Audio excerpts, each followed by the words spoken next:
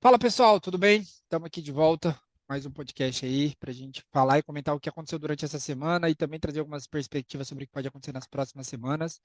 Mas eu acho que assim, sem grandes novidades sobre o que aconteceu no mercado, né? A gente está vendo ainda o mercado muito combalido, o mercado sofrendo uma pressão negativa muito intensa nesse momento, principalmente na bolsa, né?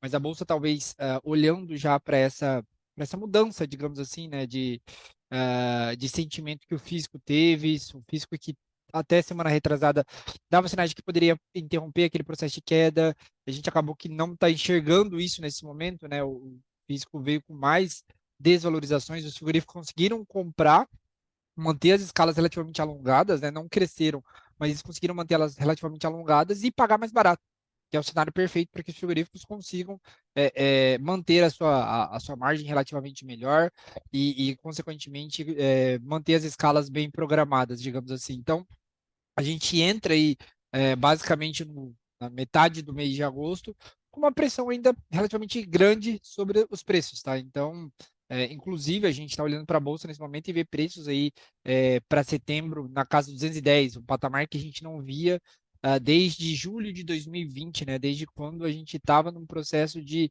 valorização por conta do ciclo pecuário entrando no processo de retenção de fêmeas, e agora a gente está exatamente no contrário oposto, né? Entrando no processo de queda e ultrapassando e rompendo justamente esse valor que a gente encontrou lá atrás.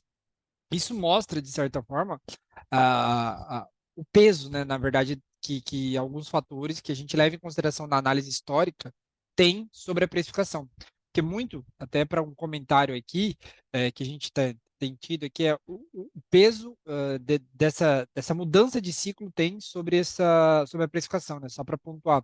A gente falava-se muito aqui sobre a sazonalidade, sobre como a gente olha para o abate de fêmeas e sabe que ele vai diminuir conforme o ano vai passando e que, consequentemente, se o confinamento não tiver extremamente estimulado, né, se ele não tiver estimulado, a gente tende a ver uma menor oferta de animais, mas que isso acaba não, a gente não está enxergando isso nesse momento. O preço não está tendo espaço para recuperação, né, nesse momento, por conta, basicamente, de um excesso de oferta que vem lá de trás, e mesmo que a sazonalidade aponte para essa redução de fêmeas durante o ano, a gente ainda enxerga um mercado muito bem ofertado e que esbarra, obviamente, no péssimo momento que a demanda vive, tá? Então a gente tem apesar de uma recuperação chinesa, a gente olha para o mercado interno e vê até escoar produto, mas escoar num preço muito baixo, e e esse excesso de oferta acaba esbarrando nesses preços bem ruins.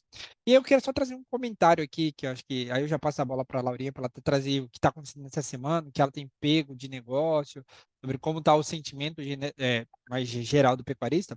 Mas um fato interessante aí que saiu na última semana foram os dados do IBGE do segundo trimestre de 2023. E dados muito interessantes para a gente fazer a somatória ali do primeiro semestre, né? E basicamente o que a gente vê ali é a maior produção de carne da história, tá? E eu não falo só carne bovina, eu falo de carne bovina, de carne suína e de carne de frango. Nunca durante um primeiro semestre a gente produziu tanta carne como produziu em 2023. Então, além da consideração do bovino, né, quando a gente fala de ciclo pecuário virando, excesso de fêmeas, preço do bezerro estimulando o abate dessas fêmeas, isso só já tem uma pressão muito grande. E aí o problema é que quando a gente lida com o excesso de produção também das outras cadeias animais, das outras proteínas animais. Então, a gente olha para o frango e vê a maior produção da história para um primeiro semestre. A gente olha para a carne suína e vê também ali os maiores níveis de produção da história. Então, no compilado, o Brasil nunca produziu tanta carne como tem produzido nesse momento. É óbvio que isso é consequência de meses atrás, de anos atrás, em que a gente vê essa virada de ciclo, né? Vê que a produção estava muito estimulada e acabou esbarrando nesse processo, digamos assim, de desvalorização muito intensa agora. Mas mostra que isso explica boa parte desse movimento que a gente está vendo de queda de preços, não só para carne bovina, né? Não só para o boi gordo. Nos últimos meses aí a gente viu o frango bater mínima dos últimos 18, 24 meses, a gente viu o porco também desvalorizar bastante. Então, é todo um contexto que explica esse momento relativamente ruim do boi gordo. E até uma indagação, né? Será que é o momento justamente, né, que a gente está falando aqui, né? Se esse é o momento de desistir ou não da pecuária, ou a pecuária vai acabar? Particularmente, eu acho que não. Eu já passei basicamente por três ciclos como esse, 2013. 2017, se a gente voltar no tempo, e agora 2023, né? Se a gente voltar nos piores momentos do ciclo. E aí o que a gente viu, na verdade, foi uma evolução da pecuária, sabe? Então, acho que é isso, é buscar ensinamentos até para esse próximo ciclo. Mas eu vou deixar até um comentário aqui para a Laurinha. Laurinha, se você puder trazer o que você está enxergando, como é que você está vendo, você que está até mais tato com a turma aí, o que você pode trazer para a gente? Bom, é isso mesmo. E agora já introduziu bem. Antes de mais nada, também eu quero agradecer o pessoal que está nos ouvindo aí. Eu estava semana passada em um evento lá em Campinas e encontrei alguns ouvintes nossos lá. Então foi bastante bem legal assim que a gente está aqui vendo que o que a gente está falando está realmente chegando aí para a turma, né? Então sempre que vocês nos encontrarem também, pessoal, pode chamar, vamos trocar ideia, vamos conversar um pouquinho. Muito interessante essa troca. Bom, e você já introduziu muito bem aí, resumiu bem o que está acontecendo no mercado, né? Tá muito complicado esse momento que nós estamos vivenciando, né? As escalas continuam bastante alongadas, os frigoríficos continuam batendo aí nos preços do boi, os preços do boi continuam caindo, e não à toa, né? A margem dos frigoríficos também não está, essas coisas tá num contexto complicado para eles, a carcaça casada aí na mínima de preço dos últimos 3 anos chegou a bater a 14,80 na última semana, né? Então a situação não está bom para nenhum dos lados, digamos assim. E aí, obviamente, sem muita margem, né? Muita margem para elevar os preços do boi, os frigoríficos vão continuar pressionando os preços e eles estão pressionando e continuando conseguindo cumprir as escalas. Então, até que isso se concretize, né? Até que os frigoríficos diminuam ali R$ 5 nos preços, eles continuem conseguindo manter as escalas alongadas, a pressão vai continuar. Enquanto os frigoríficos não conseguirem alongar as escalas com essa queda de preços, essa tendência de que continue, né?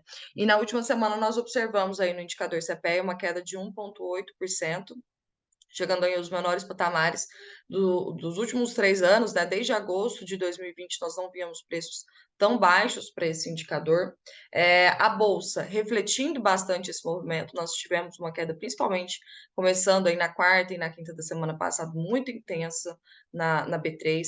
O contrato de setembro foi o que mais desvalorizou, chegou a cair aí mais de R$ 38, né, com os patamares de preços que estão agora, como o Iago falou aí, 212, próximo a 210 aí também. Então, é o que mais hoje está sofrendo, né, na Bolsa.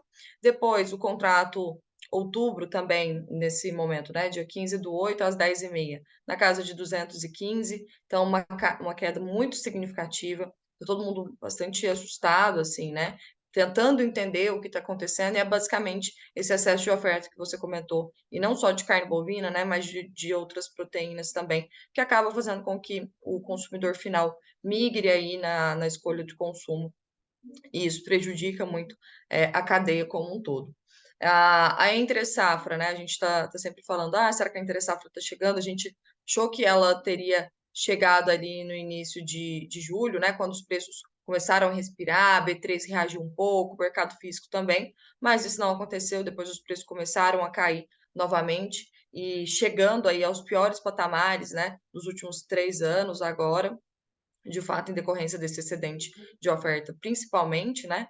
E aí, para os próximos meses, vem esse questionamento, né? Será que a entre-safra ela vai durar mais ainda? A gente está vendo esse processo de entre-safra já desde meados de abril aí, então já um período bem longo, né? Quando os preços começaram a cair mais assim. E pelo que a gente tem visto, pelo menos até esse mês e metade do mês que vem, a gente ainda tem um conforto muito grande da indústria.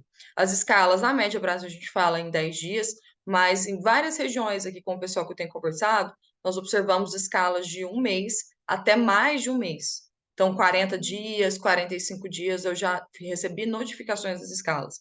A gente sabe que tem algumas estratégias aí, né, de às vezes escalas intercaladas, né, o pessoal cumprindo escala de trás para frente. Então, tem alguns pontos também que nos deixam um questionamento se realmente essa escala está totalmente completa aí para esse mais de um mês e pouco aí. Mas, até então, o que a gente sabe da indústria é que tem algumas regiões pontuais que nós vemos essas escalas extremamente alongadas, e isso dá um conforto para que pelo menos até um mês aí não ocorram altas significativas, né? Então, esse movimento deve ter uma continuidade aí, não deve se resolver, pelo menos na minha visão, num curtíssimo prazo, falando aí até o final de agosto, acredito que a gente ainda vai ver esse mercado bastante ofertado e essa continuidade da pressão, né?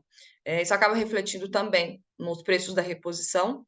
Eu recebi informação aqui de um pessoal no Triângulo, com preços do bezerro chegando até R$ 7 por quilo na desmama, preços bem baixos, né? Então, isso acaba indo por consequência, né? Nas categorias até mais jovens também, não só nas mais zeradas. Claro que com os preços tão baixos, assim, o desestímulo do confinamento, ele fica mais claro, né? Apesar dessa queda que nós estamos observando nos preços do milho, e isso aí é muito correlacionado com animais de reposição até mais zerados, né? Se tem uma menor demanda por animais de confinamento, obviamente nós vamos ver preços dos animais de reposição ali, o boi magro, garrote, também em níveis mais baixos, mas está afligindo também os animais mais jovens, né? Como comentei agora, do bezerro sendo cotado aí até R$ 7 por quilo, preços bem baixos. Então, para essa semana, Iago, o que eu estou enxergando aqui é que o mercado deve continuar nesse movimento bem chateado aí, escalas ainda alongadas, pecuarista está muito assustado, né, com esse movimento todo, não só pecuarista, mas eu acho que todo mundo que trabalha aqui no mercado, a gente não esperava essa queda tão acentuada. Se esses preços da bolsa, inclusive, se concretizarem, nós vamos chegar a observar uma queda aí de preços, falando em ciclo, né, no máximo patamar que nós atingimos ali no ano passado, para hoje, em números reais, não deflacionado, chegaria a próximo a 40%. Então, seria algo que histórico, assim, nós nunca observamos uma desvalorização entre o preço máximo e o preço mínimo tão grande. Então, se realmente esses preços da B3 concretizarem, 2023 vai ser um ano, vai ficar para a história e para ser estudado e para nós levarmos de aprendizado, né? Perfeito, Laura, exatamente o que você falou. Acho que é um ano relativamente ímpar, assim, né, em que a gente teve uma concentração de fatores ruins e também desse nível de intensidade de queda, sabe? Eu até me pergunto, às vezes, se a gente não está sofrendo as consequências do que aconteceu nos últimos 2, 3 anos, no sentido de esse processo de pandemia, com as pessoas ficando mais em casa, voltando o seu consumo que às vezes era destinado para férias, né? As pessoas gastavam com férias, começou a consumir um padrão, não só no Brasil, né? Falo na China também, que é o nosso principal importador. As pessoas voltando para gastar mais com comida e, consequentemente, pegar um corte mais valorizado e tudo isso. E isso acabou trazendo um processo de valorização para a carne que não era o 100% padrão. E com isso, depois disso, né, desse processo deflacionário que a gente está vendo, é, quando vem esse estilingue de volta, ele vem com muita intensidade. Então, é até um Uhum. questionamento que eu me faço. E eu também só queria comentar que a gente viu basicamente dois outros resultados que saíram ali do mês de julho, lá no Mato Grosso, tá? Primeiro deles, o abate de animais em julho. E essa questão das fêmeas, sazonalidade, isso começa a ficar claro nos números já de abate de julho 23 lá no Mato Grosso. A gente já teve a primeira queda mais significativa no abate de fêmeas por lá. O abate de fêmeas caiu 8,2, mas como reflexo dessa chegada dos animais de confinamento, o abate de machos cresceu 11%, e no final do mês, né, a gente viu um crescimento de 1,3% no abate total do mês de julho 23. Então, os machos já estão ocupando a linha de abate e, consequentemente, isso deve ocorrer até o mês de setembro, outubro, novembro. E se não ocorrer, a gente tem esse problema de sazonalidade que a gente falou lá atrás. E, além disso, saiu hoje, se eu não me engano, a pesquisa nacional de confinamento lá, nacional não, desculpa, a pesquisa Mato Grossense, né, das intenções de confinamento do Mato Grosso. E os números mostram uma queda em relação ao mesmo período do ano passado, tá? Ano passado, o IMEA estimava em torno de 640 mil animais confinados para o ano todo, e na pesquisa realizada em julho, e nesse mês agora, a gente está falando, né, julho 23, para o ano todo, eles estão estimando um volume de 618 mil animais, uma queda de 5% em relação ao mesmo período do ano passado. E o que chama atenção, né, nessa pesquisa, né, de intenção de confinamento, na segunda pesquisa de intenção de confinamento, é que a maior preocupação, né, de 75% dos produtores, então 3 a cada 4 produtores estão preocupados com isso, que é o preço do boi gordo. Não tem, assim, a preocupação atual não é política, não é insumo, não é economia, não é custo. A principal preocupação do produtor, do pecuarista mato-grossense nesse momento se torna preço. E aí ele, baseado nisso, ele toma a decisão de confinar ou não. Então chamou-me muita atenção. E uma coisa que, na real, também chama atenção, mas mostra que ele ainda precisa entender melhor, é que a utilização de mecanismos de proteção de preço no Mato Grosso, pelo menos, ainda é relativamente muito baixa. No ano passado fechou-se em 30%, né? 30% dos confinadores utilizaram algum tipo de proteção de preço, e nesse ano, né, até o mês de julho, a gente está falando em torno de 21, 22%. Considerando o termo IB3 e opção, assim, considerando tudo isso, a gente está falando basicamente aí um quarto dos produtores utilizam, apesar de o preço ser preocupação de três quartos deles, apenas um quarto, um quinto usa algum mecanismo de proteção de preço. Então, mostra que existe uma conta aí que precisa fechar. Se existe essa preocupação muito grande com o preço, o que você vai tomar de atitude para justamente evitar essa preocupação ou basicamente se tornar a sua atividade menos arriscada, sabe? É isso. Acho que era interessante até comentar esses pontos aqui. Acho que daqui a gente já pode passar para o pessoal dos grãos, até porque eu vi um número muito interessante, né? A relação de troca, boi e milho vem caindo aí nesses últimos meses, mas muito principalmente por conta da queda do boi gordo, porque ela tem sido bem mais intensa do que a queda do milho aí nesses últimos dias.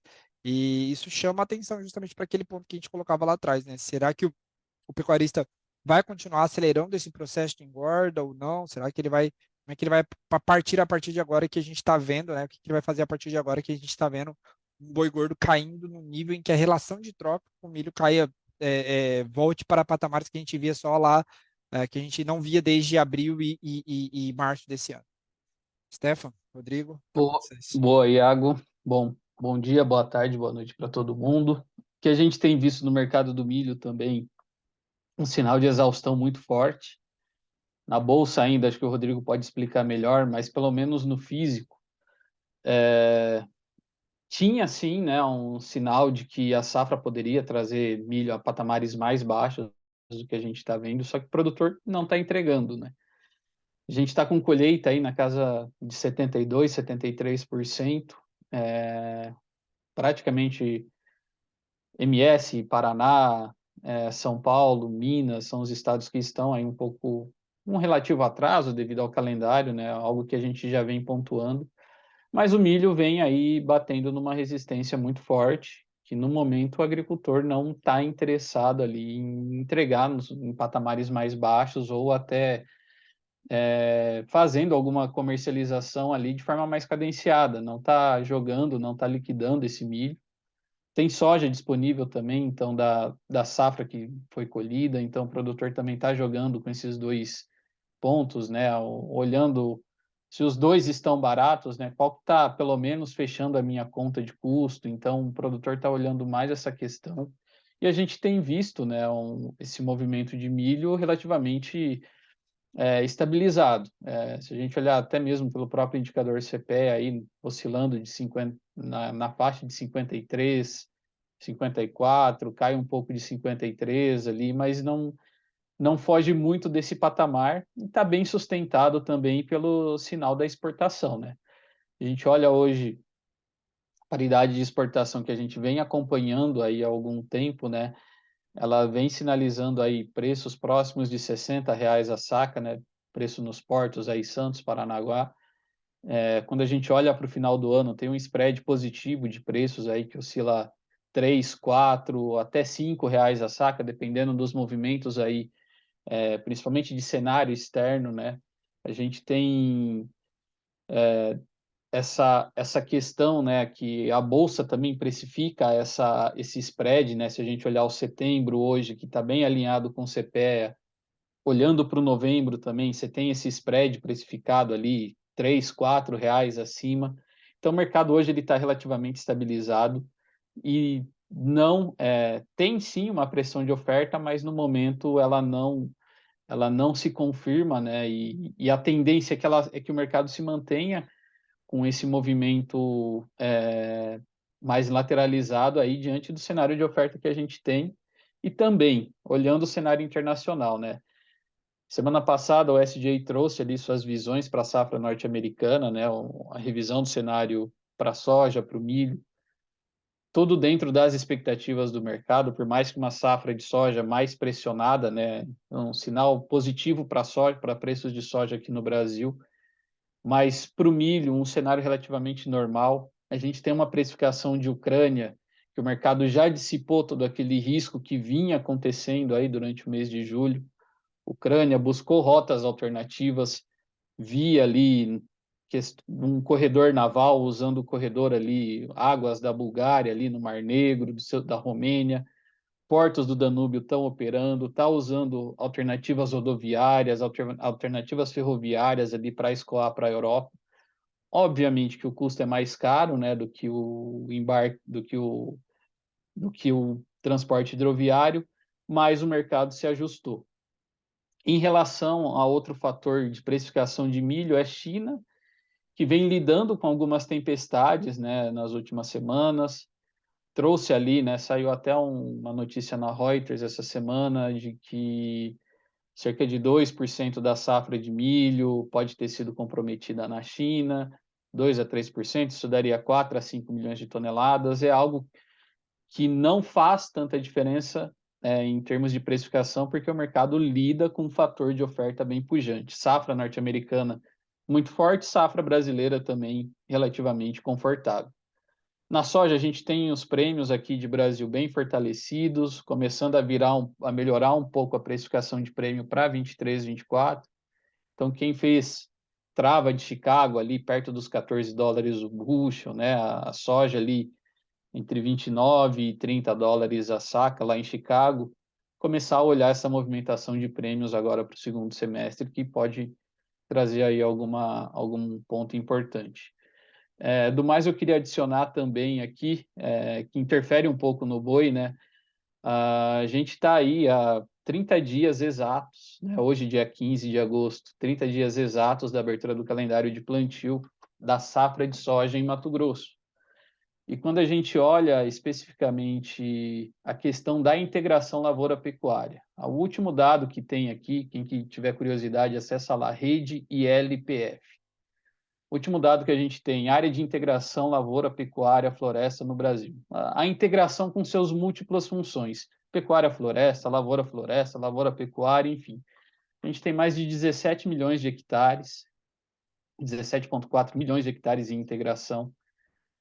A pecuária está inserida de alguma forma num percentual, né? A gente não tem a estratificação do que é pecuária de corte, do que é pecuária de leite, né? Quais são os sistemas detalhados, mas acontece que agora, né, quem tem boi na integração, esse boi vai chegar aí vai chegar na linha de abate. Esse animal vai chegar na linha de abate porque daqui a pouco o produtor já vai estar de olho no plantio, já teve chuva chegando em Mato Grosso esses dias, sinal de El Niño está mais forte, né? Está mais fortalecido. Vamos enfrentar o El Niño nessa safra 23, 24. Então, chuvas aí adiantando para o Centro-Oeste, abre o calendário de plantio mais cedo. E aí queria passar para o Rodrigo, o que ele tem aí de questões adicionais, pontos interessantes aí do mercado de grãos desses últimos dias. Vamos lá, Stefan. Primeiramente, também agradecer a audiência aí de todos que nos acompanham. E refletindo esse cenário de fundamentos que você colocou, a gente tem uma pressão para baixo, né, olhando o movimento de preços tanto em Chicago quanto aqui na B3. Em Chicago, desde a sexta-feira, que nós tivemos a divulgação do relatório de oferta e demanda agrícola por parte do USDA, né, olhando muito para o cenário norte-americano e também oferta mundial, nós tivemos uma redução da oferta de milho em 23, 24 nos Estados Unidos e no mundo, né? Para a soja também, em 23, 24. Porém, essa oferta, se a gente faz o comparativo com a safra anterior, é uma oferta robusta ainda. E na sexta-feira a gente não teve uma movimentação de alta em Chicago, pelo contrário. E no dia de ontem também, outro fator que vem refletindo diretamente sobre os preços são as condições das lavouras norte-americanas, que para a soja deu um salto de 5 pontos percentuais na semana, né, acima da projeção de mercado. Para o milho, a melhora, né, das condições boas e excelentes foi de 2 pontos percentuais, mas tanto para a soja quanto para o milho, que nesse último report atingiram 59% dessas condições boas e excelentes, elas já são acima das referências para o ano passado. E o que a gente tem aqui são os preços novamente pressionados para baixo. O milho em Chicago na tela, vencimento setembro a 4,72 dólares o bushel. E o dezembro, que é a referência para a entrada da safra norte-americana, também abaixo do 5, né, 4,84 dólares o bushel. Respondendo também essa debandada dos fundos de investimentos, o último report do CFTC também, que foi divulgado na sexta-feira, os fundos reverteram as posições compradas em derivativos de milho. Quando a gente olha opções e futuros, essa posição, o saldo, né, o net, é negativo novamente, menos 26.656 contratos, um corte aí semanal de mais de 40 mil contratos, de novo observando futuro e opções. Para o complexo soja, também teve uma queda, né, uma saída, uma diminuição das posições compradas, porém, ela ainda é positiva. Para o grão de soja, é um saldo comprado de 64.081 contratos, e a gente vê, apesar desse salto, né, das condições das lavouras, que eu comentei há pouco, a soja ainda está um pouco, apesar do viés de baixa no curto prazo, ela tem se sustentado um pouco mais quando a gente olha em relação ao milho. O balanço, especificamente para Estados Unidos, ele está um pouco mais apertado, né? Se a gente observa até relação estoque e uso, nós tivemos uma redução do nível de produtividade em 23, 24 nos Estados Unidos, né? O teto produtivo, que era de 52 bushels por acre, ele caiu para 50,9. A oferta de soja nos Estados Unidos, também em 23, 24, ela já é um pouco inferior em relação à oferta em 22, 23. Então, assim, o viés é de baixa para a soja no curto prazo, mas ainda temos uma certa sustentação em relação ao milho. Vencimento novembro para a soja em Chicago, que é também referência para a entrada da safra norte-americana, acima dos 13 dólares o bushel na tela agora, 13,24. E passando para Brasil, milho referência, né, o contrato setembro referência para o milho safrinha muito pressionado, seguindo em tendência de baixa em vários prazos operacionais, renovando as mínimas da série U23, né, setembro 23. Ontem e hoje chegou a trabalhar abaixo da referência dos R$ 53 a saca. Ele apresentou um rompimento, né, observando o movimento de preços aqui, gráfico, diário. Na última sexta-feira, esse rompimento foi confirmado no dia de ontem, e ele pode aí testar os níveis próximos a 51,5, até os 50 no curto prazo, não está descartado. Como o Stefan pontuou, ele está bem atrelado ao CPEA, que no dia de ontem veio 53,26, e na tela agora o vencimento de setembro na Bolsa, trabalhando a 53,04. Já aproveitando, no dia de ontem, a soja Paranaguá, né, o indicador CPEA veio a R$ 147,86 a saca, apresentando aí uma ligeira também sustentação no comparativo semanal, através do movimento de prêmio de exportação um pouco mais sustentado, e também do dólar, e chamou a atenção hoje o dólar futuro, né, o dólar 23 na bolsa voltando a superar os R$ 5. No mais, essas são as atualizações que eu queria colocar aqui referente ao movimento de preços. E boi, vocês comentaram, é muito pressionado para baixo, hoje apresentando uma leve recuperação na B3, o vencimento outubro, que é o que a gente está observando, né, o vencimento mais líquido, na tela aqui a 215,20, mas ontem também voltou a chamar a atenção, inclusive no aftermarket, né, depois do encerramento do pregão regular ali das 4:30 da tarde, ele ali trabalhando nos 213, é bem chamativo, né, esse contrato referência para entre safra, bem abaixo, né, dos níveis do CPEA aí, que acho que trabalhando a 230, se eu não me engano, e é isso. Show de bola, show de bola. Muito bom, muito bom. O mercado ainda bem pressionado mesmo. Acho que tanto o futuro quanto o físico. Mas acho que é isso. Alguém tem mais alguma ponderação a fazer? Mas não sei se o pessoal quer comentar esse aumento, né, do preço da gasolina e do diesel, saiu agora de É, manhã também, pressiona é, produtor, né, entra na preci- conta aí do produtor. Eu tava até, encarecimento de frete. tava até vendo um comentário aqui do pessoal falando que só esse aumento de 78 centavos aí é para um caminhoneiro já representa R$ 500 a menos de lucro na operação dele, né? Porque é uma abastecida, já vai aí R$ 1 por litro e o caminhão tem 500, 600 litros, né? Então só uma abastecida com esse aumento aí já vai trazer muito problema. E aí abre uma leque aqui, né? Abre uma indagação. Como vai ser o processo de redução de juros no Brasil com esse processo voltando a ser um pouco mais inflacionário, né? Porque, querendo ou não, gasolina e diesel são um dos elementos, eu diria, que é capaz de mais fazer um país entrar num processo deflacionário ou inflacionário, ainda mais um país como o Brasil, que é extremamente rodoviário, né? Então, um aumento desse tem capacidade, eu diria, de fazer o processo virar inflacionário novamente, né? E aí bota aquela questão, será que a gente vai reduzir juros na perspectiva que o próprio Copom está imaginando ali, né? De 11,75 ao final desse ano. Interessante, acho que a gente vai ter algumas dúvidas aí para esses próximos meses aí sobre como vai ser esses juros e sobre como é que vai ser a inflação no Brasil nesses próximos meses. É isso. É isso aí, pessoal, bem colocado essa parte do combustível. Estamos aí na boca da safra para começar, mas a gente sabe que a elevação de diesel chega no supermercado. Então, Exato. Show. Show de bola. Valeu, turma. Então, muito obrigado. Mais uma vez, agradeço vocês aí pelos comentários, trazer essa ambientação do mercado. E até semana que vem. Obrigada, valeu, pessoal. turma. Boa Valeu, semana, bom pessoal. trabalho para Boa todos. semana. Valeu.